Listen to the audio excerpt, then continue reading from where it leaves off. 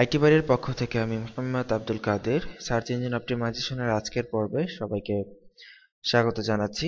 গত পর্বে আমরা জেনেছি যে হালকা একটু ধারণা পেয়েছি যে কমেন্ট ব্যাকলিংক কি সেই সম্পর্কে। সো আমরা আজকের পর্বে আমরা একটি কমেন্ট ব্যাকলিংক করে দেখাবো আপনাদেরকে যে কিভাবে অ্যাকচুয়ালি কমেন্ট ব্যাকলিংক করতে হয়।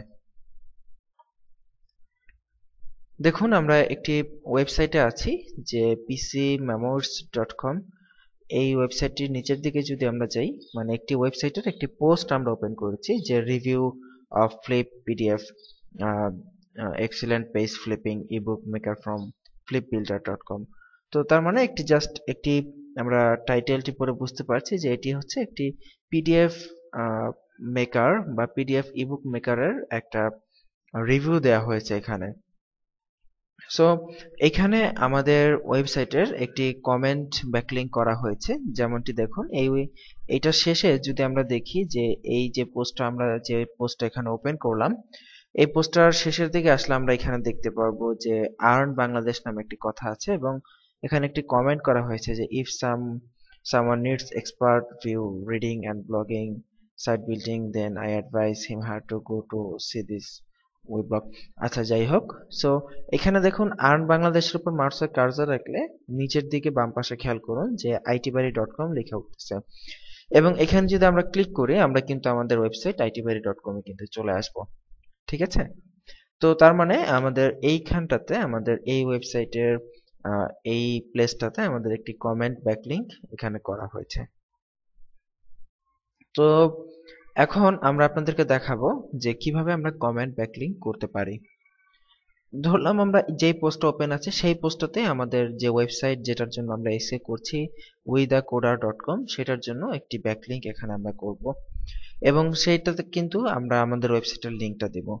তো এই ধরনের ব্যাকলিংক করার ক্ষেত্রে আপনি যখন কোনো ওয়েবসাইটের কোনো পোস্ট ওপেন করবেন, ওপেন করলে আপনি যখন নিচের দিকে যাবেন, বিশেষ করে কমেন্ট সেকশনে যখন আপনি যাবেন, তখন শেষের দিকে এরকম লেখা দেখতে পাবেন যে পোস্ট এ কমেন্ট বা কমেন্ট করার অপশন পাবেন।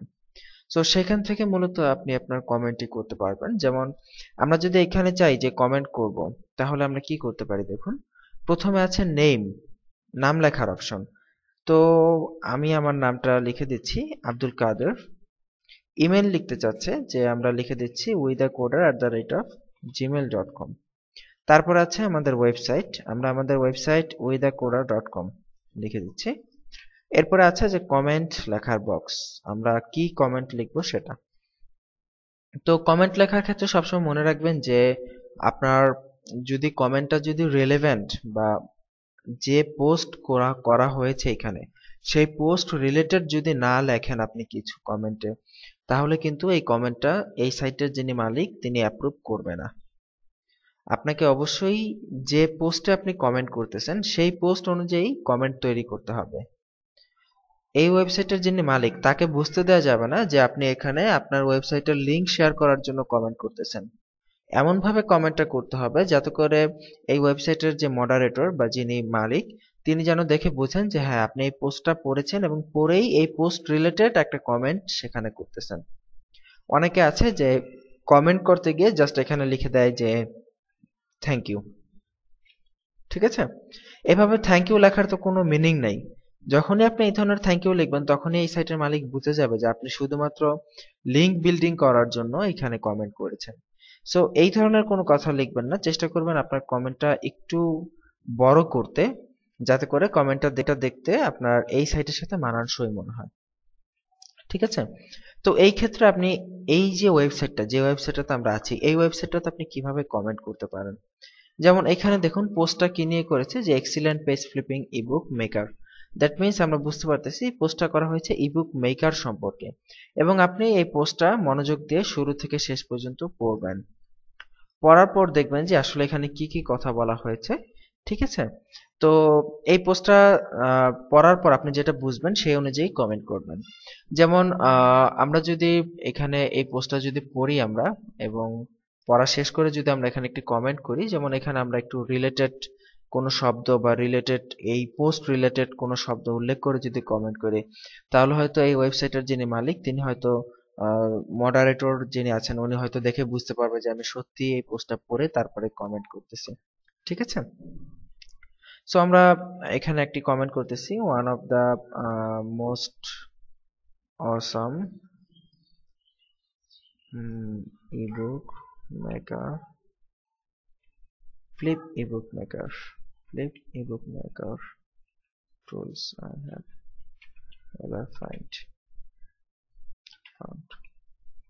Thanks for sharing. Okay, fine.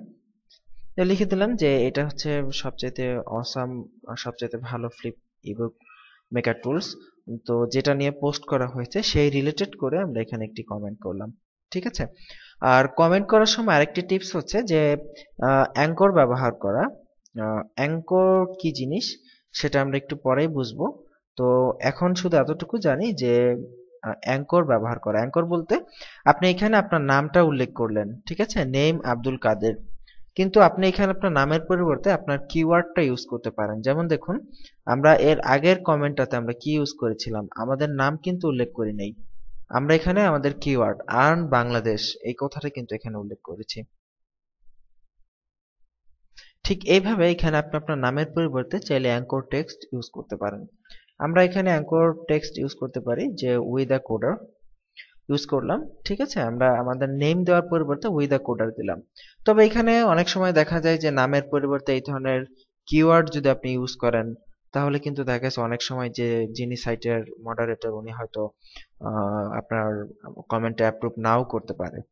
তো সেই ক্ষেত্রে আপনি আপনার সুবিধা মতো সেটা করবেন। তো ঘরগুলা ফিল আপ করার পরে আমি জাস্ট সাবমিট কমেন্টে ক্লিক করছি। আর এক্ষেত্রে অনেক সময় ক্যাপচা এন্ট্রি করতে হয়, সো যদি এখানে কোনো ক্যাপচা কোড দেয়া থাকে তো সেটা ভালোভাবে এন্ট্রি করতে হবে। এটা আসলে কোনো কঠিন কাজ না, খুবই ইজি কাজ। আপনার নেম, ইমেল, ওয়েবসাইট এবং আপনার কমেন্টটা লিখে জাস্ট সাবমিট করলেই আপনার কমেন্টটা সাবমিট হয়ে যাবে। তো আমরা সাবমিট কমেন্টসে ক্লিক করেছি। তো আমরা এখানে দেখতে পাচ্ছি যে your comments are awaiting moderation.